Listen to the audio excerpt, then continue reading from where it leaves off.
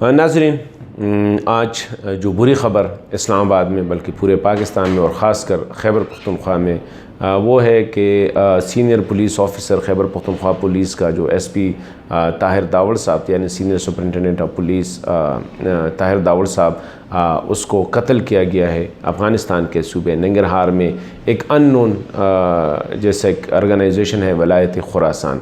تو اس پہ تو میں یہی ہے کہ میڈیا پہ تو باتیں ہو رہی ہیں، لیکن جو کرٹیکل کویسچن ہے اس کو اوائڈ کیا جائے، اور جو جنرل کویسچن ہے جو عام عوام کے ذہنوں میں ہے میرے خیال میں اس کو ریز کیا جا سکتا ہے کہ طاہر داوڑ صاحب اسلام آباد جیسے شہر سے جس کو پاکستان میں سیف سٹی کا درجہ حاصل ہے، وہاں سے وہ اغوا ہوئے دن دہاڑے بڑے پوش ایریا سے۔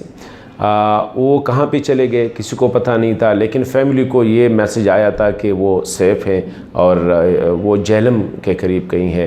گزشتہ اس سے قتل کی خبر آنے سے چند دن پہلے جب داوڑ قبیلے کی جرگے کی ملاقات ہوئی تھی صلاح الدین محسود صاحب خیبر پختونخوا کے انسپکٹر جنرل آف پولیس سے، انہوں نے بتایا تھا اسے کہ وہ اسلام آباد اور راولپنڈی کے درمیان میں ہے اور اتنی ضرورت نہیں ہے زیادہ اس کی، کیونکہ انشاءاللہ وہ سیف ہیں اور وہ جلد رہا ہو جائیں گے یا وہ جلد واپس آ جائیں گے۔ اس قسم کی سوالات۔ ابھی سوال نمبر 1، اسلام آباد سے سینئر پولیس آفیسرز کا اغوا ہونا دن دہاڑے۔ سوال نمبر 2، افغانستان کیسے پہنچ گئے؟ یہ سوال تو ہے۔ اور پھر ولایت خراسان، آیا یہ ایک نیا آرگنائزیشن ہے جو اسلام آباد میں ایکٹیو ہے؟ پھر بارڈر تک پہنچنے کے لیے اسلام آباد سے یہ تقریباً 300 کلومیٹر کا راستہ تو ہوگا، مور دین دیٹ، وہ کیسے چلے گئے؟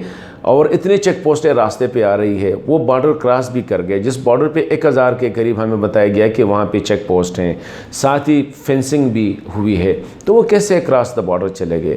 پھر امپورٹنٹ سوال جو ہے وہ یہ ہے کہ جو ہی طاہر داوڑ صاحب اغوا ہوئے دوسرے دن کس نے اس کی نسبت کو پختون تحفظ مومنٹ کی جو تحریک ہے اس کے ساتھ جوڑا گیا، اور کس نے یہ خبریں چلائی کہ طاہر داوڑ صاحب کے ساتھ 15-16 اور بھی آفیسرز ہیں، پختون آفیسر ہے جن کو آئیڈینٹیفائی کیا گیا ہے؟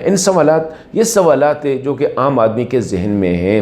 پھر یہ ہے کہ ان کو جب وہ چلے گئے وہ جس ڈریس میں تھے اسی ڈریس میں نہیں بلکہ اس سے اچھی ڈریس میں، یہ ڈریس اس کو کس نے مہیا کی؟ پھر ابھی تک حکومت اس کو کنفرم کیوں نہیں کر رہی ہے؟ پھر ایک اور اہم سوال وہ یہ ہے کہ میڈیا جو گزشتہ ایک ہفتے سے کراچی میں 2 معصوم بچے، وہ بھی زیادتی ہوئی ہے، ایک ہوٹل میں کھانا کھانے سے ان کی جو موت واقعہ ہوئی ہے، day in and day out 24 hour media ان 2 بچوں کی تصویریں لگا کے ان کو بار بار دکھائی جا رہی، جو کہ اچھی بات ہے۔ میڈیا نے طاہر داوڑ کو کیوں ٹوٹلی بلیک آؤٹ کیا؟ کسی نے اس پہ بات بھی نہیں کی۔ اسی طرح ریاست کیوں خاموش رہا؟ اور ریاست سے زیادہ کرمنل نیگلیجنس وہ خیبر پختونخوا پولیس کی تھی۔ یہی سوالات ہے کہ خیبر پختونخوا پولیس کیوں خاموش رہی اور اوور کانفیڈنٹ تھی کہ وہ کہیں اسلام آباد میں ہے؟ اس کا یہ مطلب تو نہیں ہے کہ خیبر پختونخوا پولیس سمجھ رہی تھی کہ طاہر داوڑ پاکستان کے کسی اور ایجنسی کے پاس ہے، اسی وجہ سے وہ گھوڑے بیچ کے سو رہے تھے۔